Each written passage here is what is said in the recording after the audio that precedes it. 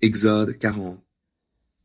L'Éternel s'adressa à Moïse et lui dit: Le premier jour du premier mois, tu dresseras le tabernacle, la tente de la rencontre.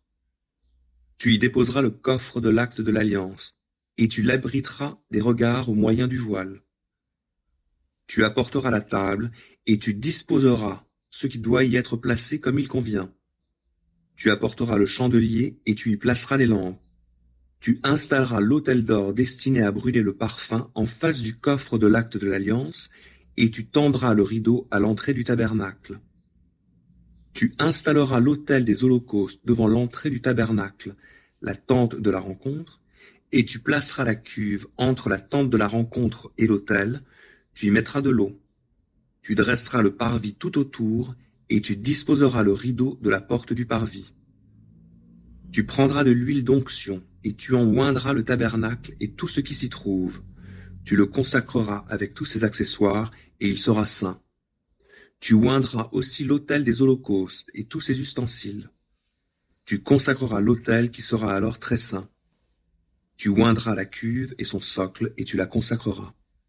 Tu feras approcher Aaron et ses fils de l'entrée de la tente de la rencontre, et tu les feras se laver à l'eau.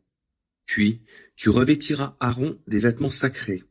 Tu l'oindras pour le consacrer, et il exercera pour moi la fonction de prêtre. Tu feras aussi avancer ses fils, et tu les revêtiras de tuniques. Tu les oindras comme tu auras oint leur père, et ils exerceront pour moi la fonction de prêtre. Leur onction leur conférera le sacerdoce à perpétuité, de génération en génération. Moïse se conforma à tout ce que l'Éternel lui avait ordonné. C'est ainsi qu'il agit. Le premier jour du premier mois de la seconde année, le tabernacle fut dressé. Moïse fit ériger le tabernacle et en fixa les socles. On mit en place les cadres, on fixa les traverses et l'on dressa les piliers. On étendit la toile de tente sur le tabernacle et l'on posa la couverture de la tente par-dessus, comme l'Éternel l'avait ordonné à Moïse. Celui-ci prit les 2 tablettes de l'acte de l'alliance et les déposa dans le coffre. Il disposa les barres le long du coffre et fit poser le propitiatoire dessus. Puis il le fit apporter dans le tabernacle et suspendit le voile de séparation qui abrita des regards le coffre de l'acte de l'alliance, comme l'Éternel l'avait ordonné à Moïse. Il plaça la table dans la tente de la rencontre sur le côté nord du tabernacle, à l'extérieur du voile, et il y disposa une rangée de pains devant l'Éternel, comme celui-ci le lui avait ordonné. Il installa le chandelier dans la tente de la rencontre, en face de la table, du côté sud du tabernacle. Il y arrangea les lampes devant l'Éternel, comme celui-ci le lui avait ordonné. Il plaça l'autel d'or dans la tente de la rencontre, devant le voile, et y fit brûler le parfum aromatique, comme l'Éternel le lui avait ordonné. Il fixa le rideau à l'entrée du tabernacle.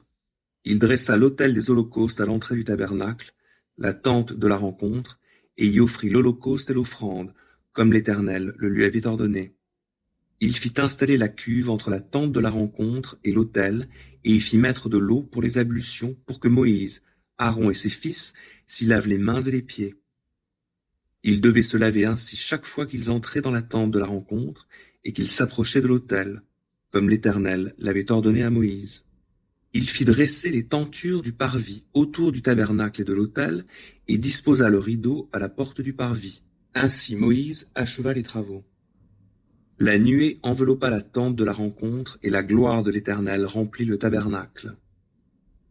Moïse ne pouvait plus pénétrer dans la tente de la rencontre, parce que la nuée reposait sur elle, et que la gloire de l'Éternel remplissait le tabernacle.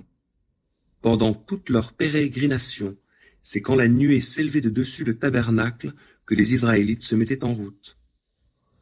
Mais aussi longtemps qu'elle restait en place, ils ne bougeaient pas et attendaient, pour continuer leur route, qu'elle s'élève de nouveau. Car la nuée de l'Éternel couvrait le tabernacle pendant le jour, et pendant la nuit, du feu brillait dans la nuée. Elle était ainsi visible pour tous les Israélites. Il en fut ainsi tout au long de leur pérégrination.